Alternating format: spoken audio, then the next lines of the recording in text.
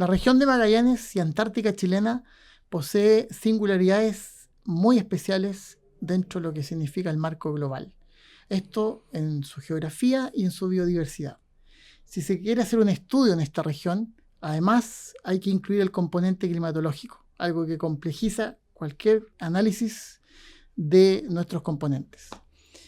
En ese sentido, el Estado de Chile, a través del Ministerio de Medio Ambiente, ha mandatado a la Universidad de Magallanes a realizar la primera línea de base pública, con la cual se va a tener una información real y validada de lo que es la biodiversidad del medio marino y el medio terrestre. La Universidad de Magallanes, a través de UMAC TV, hoy día está realizando el programa Línea de Base Pública para conocer este megaproyecto de 18 meses que comenzó en noviembre del 2023 y que culmina ahora en abril con la posibilidad de extensión de algunos meses. Y que además no tan solo es el trabajo mancomunado de académicos, sino que es un esfuerzo del Estado para poder levantar información y data a toda la comunidad. En ese sentido, en nuestro programa Línea de Base Pública, hoy día tenemos como invitado a Sebastián Abades Torres. Sebastián, profesor, no sé cómo quiere que le diga. Sí, no, Sebastián está bien. Muchas gracias por aceptar nuestra invitación y compartir con nosotros su experiencia en lo que es la línea base. Muchas gracias por la invitación. Muy contento de estar con ustedes. Bueno, Sebastián Abades Torres es biólogo marino, es doctor en Ciencias Biológicas, mención Ecología de la Universidad Católica. Sí. Actualmente es el director de líneas bases públicas del Programa de Desarrollo Productivo Sostenible del Ministerio de Medio Ambiente. Y es muy importante destacar que su línea de investigación ha sido la ecología y los sistemas complejos. Tenemos que preguntarle sobre eso. Bueno, tengo que partir con esta pregunta. Sebastián, es básico. ¿Qué es lo que es una línea base? Para que la gente conozca y sepa qué es lo que está trabajando hoy día la universidad en concomitancia o mandatado por el Ministerio de Medio Ambiente. Claro. Sí, bueno, una línea de base es una descripción detallada de los componentes del medio ambiente, ¿no es cierto? Que la función que tiene es justamente levantar datos en primera instancia sobre variables que son relevantes para poder posteriormente tomar decisiones, entender la vocación de un territorio, entender sus recursos naturales, ¿verdad? Su biodiversidad, sus potenciales, y en el caso nuestro de una línea de base pública, disponibilizarlo abiertamente para un uso masivo y abierto a cualquier tipo de usuario. Perfecto.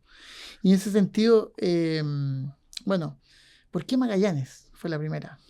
¿Es algo fortuito? ¿Es algo No, dirigido? por supuesto que no. Líneas de base, ¿no es cierto? Que es un instrumento que es parte del programa de desarrollo productivo sostenible, ¿no es cierto? Tiene priorizado, digamos, algunas regiones que son aquellas que tienen potencial de instalación de industrias de desarrollo sostenible que permitan apalancar lo que son un poco los objetivos que tiene también el programa de desarrollo productivo sostenible, que es sofisticar un poco la matriz productiva, hacer una transición de descarbonización justa, ¿verdad? Y, entre otras cosas, potenciar también la información ambiental para que esto ocurra de manera consensuada, comprendida, ¿no es cierto?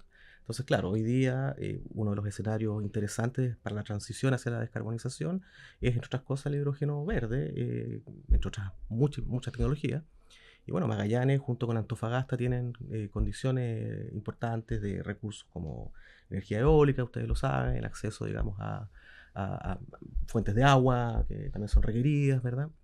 Y otras regiones también los tienen, pero por algún lado hay que partir. Y también los proyectos que han sido como socializados y algunos ya están como en vías de ser ingresados probablemente han ocurrido en Magallanes y Antofagasta. Entonces son los lugares donde era natural comenzar a levantar hacer este cierre de brecha de información. La información se va a levantar siempre a través del SEA, ¿no es cierto? Que es la forma legal en que los titulares y las empresas tienen que entrar, ¿verdad?, a nuestro sistema de evaluación de impacto ambiental para poder contar realizar los proyectos, ¿verdad?, hacer las evaluaciones respectivas y llegar eventualmente a una resolución de calificación ambiental.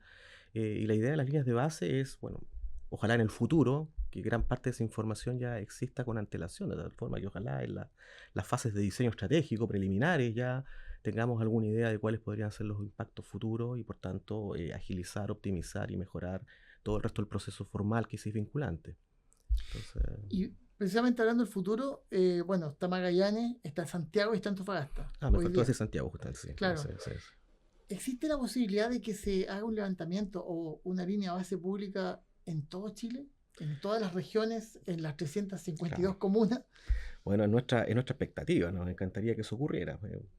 Por lo bajo, por un tema de simetría, ¿verdad? Y no, o sea, queremos cerrar brechas de asimetría, sería muy, muy, muy nocivo no poder simetrizar a todo el país, ¿verdad? Sí, Contar con su línea de base regional, sería como un despropósito. Claro, pasa que los recursos que están siendo utilizados ahora son bastante importantes, son 1.000 millones cada uno de estos proyectos de veintitantos meses, ¿verdad? sí. Eh, no digo que no se puedan poner 1.000 millones en otras regiones, o sea, probablemente sí va a ocurrir. ¿Cómo priorizar? Todavía es una cosa está en desarrollo. Estamos todavía en esta fase de ejecución inicial de los primeros 3 proyectos que nos están dando hartos aprendizajes. Magallanes fue el primero, como bien decía, no te respondí porque era el primero, te respondí que estaba dentro de los primeros. Claro. Probablemente la ejecución empezó un poco antes por razones también estratégicas, porque era más urgente, porque había más consenso de pronto que acá se podía hacer.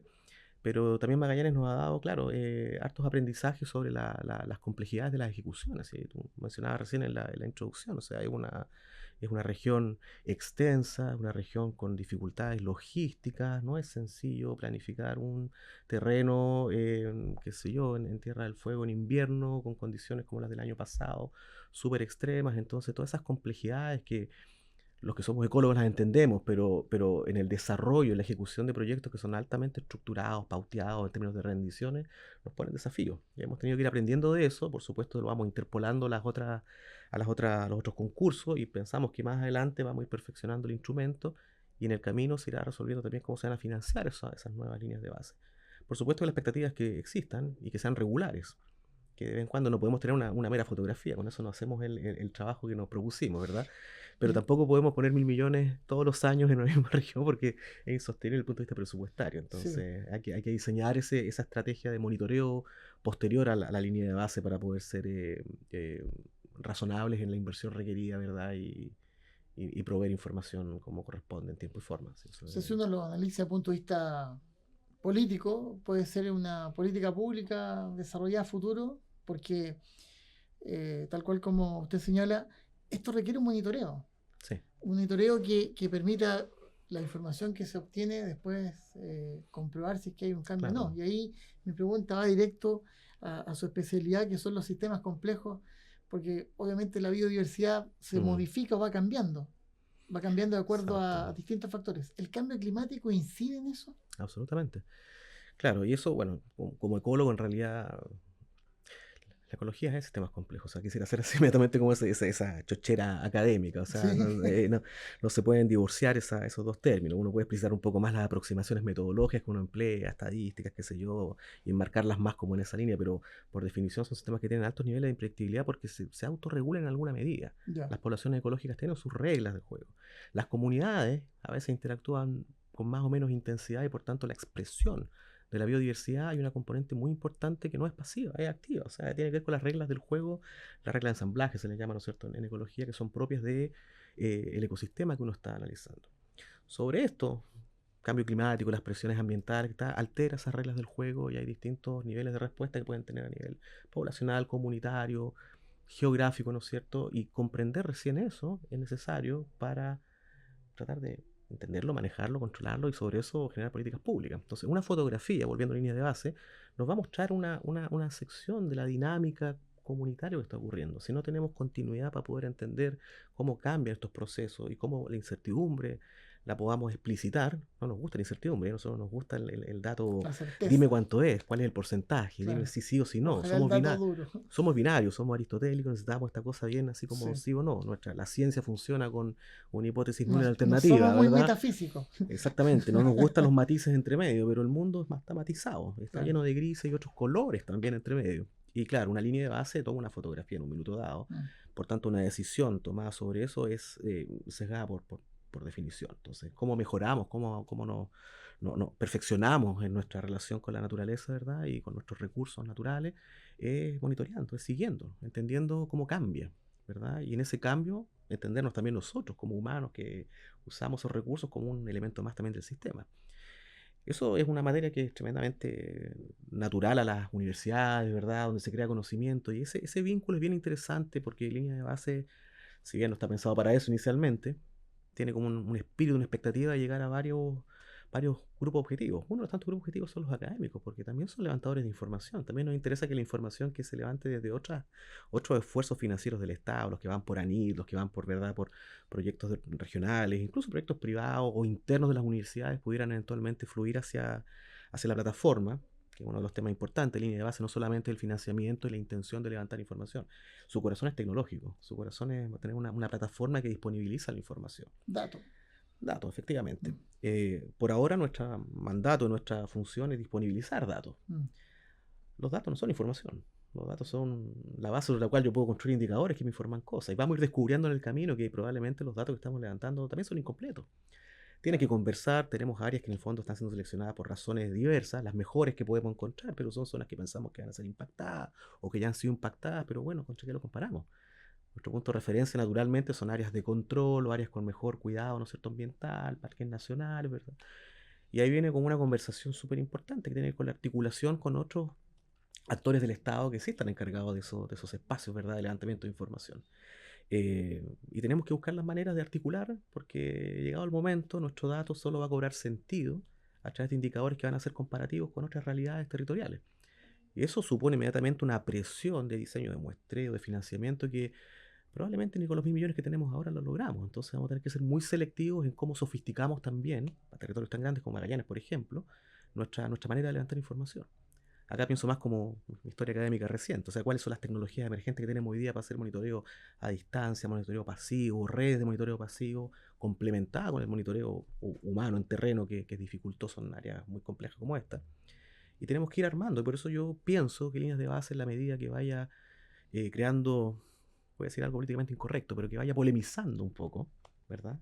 Que se entienda que la disponibilidad está ahí, pero no es timbrado y el mundo es así. O sea, es el primer paso para poder seguir nutriendo una plataforma que nos vaya contando cuál es la vocación del territorio, cuál es la dinámica de sus poblaciones y sus comunidades naturales, ¿verdad? Para que una vez que entendamos esa complejidad, podamos dimensionar cuánto nos podemos hacer cargo para nuestro interés en el fondo, y cuánto es incontrolable, porque hay una cuota importante, hablando de sistemas complejos, una cuota importante de predictibilidad que no, o sea, la naturaleza no es ingenieril. No responde a parámetros de optimización, ni a métricas, ¿verdad?, planificadas, ni a una carta Gantt. Y como se ha dicho en otras ocasiones, o sea, de lo que no conocemos no lo podemos medir, lo que no podemos medir no lo podemos manejar, y sigue la cadena de toma de Y decisiones. menos que ver. Y nosotros pasamos muy rápido, me refiero cuando uno escucha las discusiones de política pública, desde la disponibilidad de datos, que es una tabla con datos sueltos, a una toma de decisión. Y se nos olvida que entre medio hay un universo de cosas por desarrollar todavía, que no están necesariamente bien mandatadas en ningún lado. Es potestad más bien de los académicos, los investigadores, la ciudadanía a veces con presión, es decir, bueno, ¿cómo yo analizo esto? O sea, yo entro a la plataforma, bajo los datos y so what, ¿qué hago ahora? Y ahí entrando también en lo que significa política pública, porque el mundo o la academia, el mundo académico hace estos diálogos interdisciplinarios que permiten, o sea, de hecho hoy día un doctor que es un profesional del conocimiento, que genera conocimiento, dialoga con otros doctores o con otros académicos para alimentar este edificio que es el conocimiento o la ciencia. Eso si lo trasladamos a la administración del Estado, ¿cómo articulamos que esos mismos diálogos interdisciplinarios que hace la ciencia o la academia pasen al mundo estatal, que es el que administra al final el territorio? Sí, es una pregunta súper difícil porque las dinámicas internas de cada uno de los distintos departamentos, unidades del Estado. No, pero eso a mí me gusta.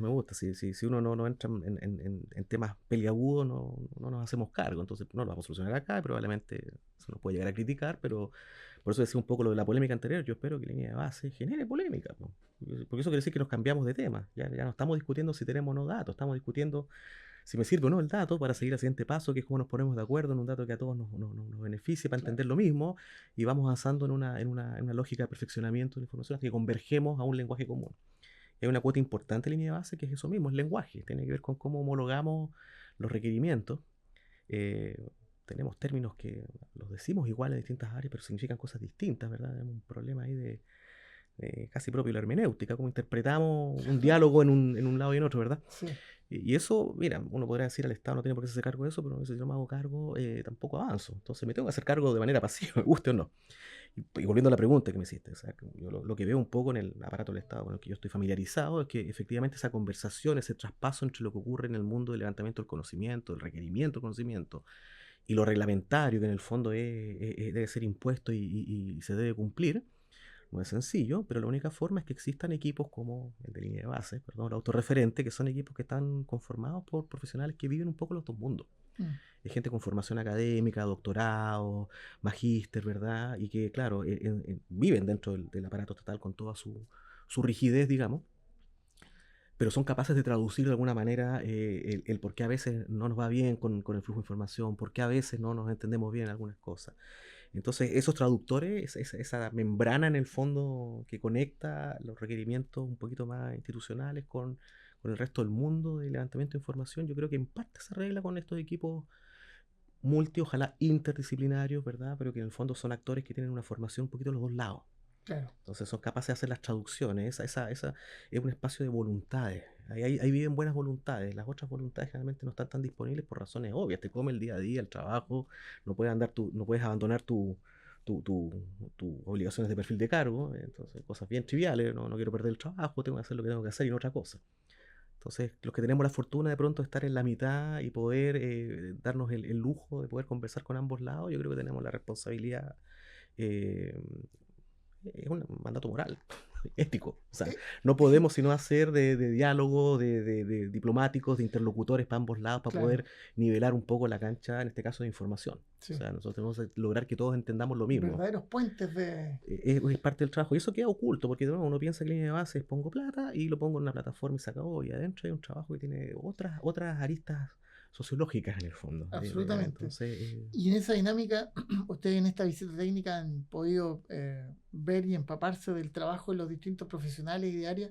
¿Qué le ha parecido un poco, cómo ha sido ese trabajo en las claro, distintas, yo diría, especialidades? Porque si bien están los grandes núcleos, marino y terrestre, pero cada uno de ellos tiene una diversidad de sí, otros sí. componentes. Entonces, ¿qué tal o cuál ha sido su impresión hasta ahora de lo que se ha hecho con línea base en Magallanes? O sea, para mí, bueno, ha sido bien gratificante porque me reconecta con mi pasado más académico y uno recuerda un poco el de boca de un académico, esta como pasión que tiene cuando muestra la información. Nosotros veníamos a una visita técnica, una visita de levantamiento de planillas, de cálculo, básicamente, el flujo último de producto, qué sé yo. Claro. Pero como contamos recién, es inevitable en la lógica de la acercamiento, en el fondo, de los entendimientos, escuchar eh, a los colegas, no solo en términos de los problemas que han existido, de las brechas, sino que uno ve que generalmente cuentan sobre su sistema, sobre las singularidades que han encontrado, los nuevos descubrimientos que ni ellos sabían que teníamos un área donde teníamos, ¿no es cierto?, un grado endemismo que no lo habíamos considerado. Otros colegas nos contaban por ahí que especies que parece que están en un grado, ¿verdad?, de vulnerabilidad bastante como alto, no lo estarían tanto. Empiezan a aparecer esas conexiones súper. Una especie nueva, así como Exacto. mutaciones, no sé cómo llamarlas. Entonces, claro, en el contar por qué he tenido problemas, se va contando desde la historia natural, de lo que ocurre en este territorio tan heterogéneo, además. Claro, y uno ve a lo lejos los ojitos como brillan de alegría de parte de los académicos, uno también se siente como más motivado porque lo que hablábamos recién, o sea, uno se da cuenta que detrás del dato, primero hay un tremendo esfuerzo, hay experticias que son necesarias poner en valor, que si no quedan invisibilizadas, y se abre una esperanza interesante, es decir, esto de poder construir después buenos indicadores, buena manera de bajar la información a números que la ciudadanía de a pie pueda entender y no un técnico, por supuesto que tiene un espacio en el que podría ocurrir. Entonces uno va pensando en nuevas relaciones futuras que se pueden establecer para que la transformación de datos en información y otras formas elaboradas a lo mejor de manejo del conocimiento experto vaya haciendo sentido y coherencia y que en el fondo sea un aglutinante esta instancia, esta plataforma, y que no se transforme en un motivo de discordia. Entonces esa es mi mirada positiva, que en el fondo uno conversa nuevamente con los insumadores de información y uno va descubriendo que un número, un punto puesto en una coordenada puede parecer poco, pero detrás de eso hay un tremendo esfuerzo. Y eso incluso para efectos así como muy ingenieriles, de cálculo, de qué puedo yo esperar y cuánto puedo aumentar mi conocimiento del territorio. Bueno, multiplica eso por todo lo que quieras cubrir y Y eso. Uno va descubriendo que hay información que es cara, que es difícil, que es claro, compleja, que tenemos uno o dos especialistas y no más que eso, son esos, cuídalos. Arma buen diálogo, invítalo, no lo dejes fuera de las sesiones de validación. O sea, aparecen estos elementos que son un poquito más soft, digamos, que no son propios como el seguimiento, pero que uno los va rescatando y uno va diciendo, ok, tengo mucho más empadronado ahora el potencial, la capacidad, en este caso de la Universidad de Magallanes, en todos estos aspectos metodológico, historia natural, de comprensión del territorio. Entonces uno va también como haciendo el mapa de actores, por decirlo de alguna manera. Claro. Y cada región tiene sus singularidades desde el punto de vista no solo de la naturaleza, sino que los actores que están ahí presentes. Entonces incluso uno tiene que después lograr integrar y decir, bueno, las competencias que no están disponibles acá, pero que quizás están en otra región, a través de la línea de base uno puede tratar después de ir cruzando esas experticias y haciendo combinados, ¿verdad? Hasta que podamos tener una forma más unificada y más coherente de que el Estado disponga de sus líneas de base sin que sea fragmentaria, al menos no conceptualmente, que en lo metodológico y conceptual podamos propender a la unificación de criterios y que nos entendamos, ¿verdad? Y que si algún día un colega no está disponible, no importa, la protocolización de cómo el colega lo hacía, lo hace reproducible, se puede seguir trabajando con los mismos niveles, los mismos estándares. ¿Es como una estandarización de procedimientos para obtener datos o información? Una parte importante del trabajo con plataformas, específicamente, y esto es una cosa como bien técnica, del paso de la planilla de cálculo, ¿verdad? O la Sí. planilla de terreno, a la de cálculo, a la plataforma pasa por la adopción de algunos estándares que permiten lo que se llama la interoperabilidad a nivel como informático. Es decir, que en algún punto cuando la información ya tiene sus metadatos y una serie de otros requerimientos, ya las computadoras conversan solas. Claro. Entonces, claro, eso permite liberar también todo este, digamos, esfuerzo importante que tiene que hacer un ser humano detrás de un teclado tratando de armar números en visores de mapas y otras cosas. Y ahí se puede ocupar a futuro inteligencia artificial, Por supuesto, cosas de conexiones por supuesto. mucho más Inteligencia rápidas. artificial se beneficia un montón. Esas cosas que uno le puede pedir automatizar obviamente requieren como entrada que exista un formato, un lenguaje único Claro. para entender qué elemento dentro de un campo en particular de datos, qué características posee, ¿verdad? Para poder agrupar y hacer, ¿verdad? Una serie como de modelamientos que un humano haría naturalmente, pero que la máquina obviamente no lo sabe hacer, a menos que uno le indique sus parámetros de referencia. Eso que es como súper técnico, es probablemente una de las cosas más interesantes, porque en el fondo sí hemos tenido que trabajar fuerte con los colegas de Magallanes para que adopten esos estándares, que no es algo como cotidiano, ¿no?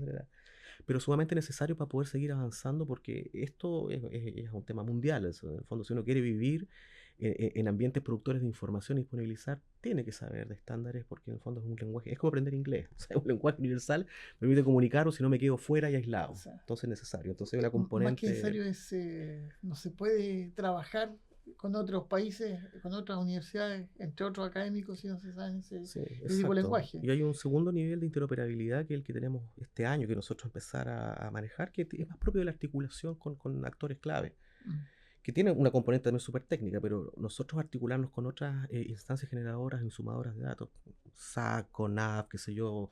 Es que lo que hablábamos al principio de los ministerios, agricultura, ciencia, educación, medio ambiente, deberían tener cierta comunicación más técnica directa. Claro, y probablemente es más fácil de lo que uno pensaría, pero por eso estoy mencionando como una segunda capa de interoperabilidad que tiene como con acuerdos, en el fondo ponernos de acuerdo en que sí nos vamos a pasar información y que eso no va a ocurrir en el fondo con las HH una persona que va a estar ahí mirando el mapa que me mandó validando algo. O sea, en la medida que todos tengamos estos estándares adoptados, ese traspaso de información después de la firma del acuerdo es bastante sencillo.